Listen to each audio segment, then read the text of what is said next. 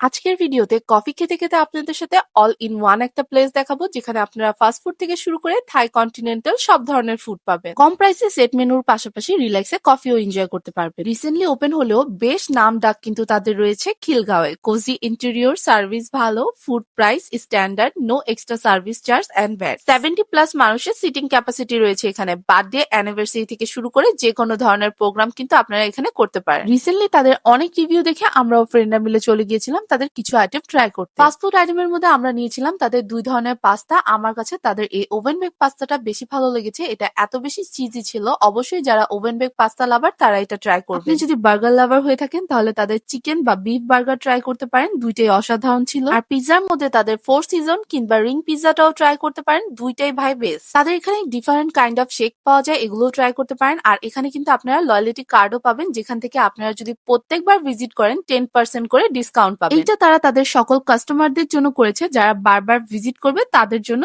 ছোট্ট একটা গিফট। অনেকেই মিট বক্স পছন্দ করে, তারা তাদের মিট বক্স গুলো ট্রাই করতে পারে খিলগাঁওয়ের আশেপাশে যারা থাকে। এছাড়াও তাদের বিভিন্ন ধরনের সেট মেনু রয়েছে যেগুলো খুবই বাজেট ফ্রেন্ডলি এবং খুবই অ্যাফোর্ডেবল। সেট মেনু গুলো আপনারা সবসময় অ্যাভেলেবেল পাবেন এবং এগুলো আপনারা অবশ্যই ট্রাই করবেন যারা কম বাজেটের মধ্যে একটু ভালো কিছু ট্রাই করতে চান বা লাঞ্চের জন্য কোনো ধরনের প্যাকেজ খুঁজে থাকেন, তাদের জন্য এই সেট মেনু গুলো বেস্ট। ফ্যামিলি পার্টি কিংবা ফ্রেন্ডস হ্যাং আউট সবার একটা গেট টুগেদারের জন্য তাদের কিন্তু থাই, চাইনিজ, কন্টিনেন্টাল খাবারও রয়েছে যেগুলো আপনারা 1:3 করে পেয়ে যাবেন। তো ব্যাপারটা কিন্তু খুবই বেশি ইউনিক, একের ভিতরে সব কিন্তু আপনারা তাদের কাছে পেয়ে যাবেন। আর এই সুন্দর প্লেসটার নাম হচ্ছে ইয়াম ইয়াম রিস্তো, আর এটার লোকেশন হচ্ছে নাজমা টাওয়ার, আর ইজি ভাবে বলতে গেলে তালতলা মার্কেটের একটু সামনে।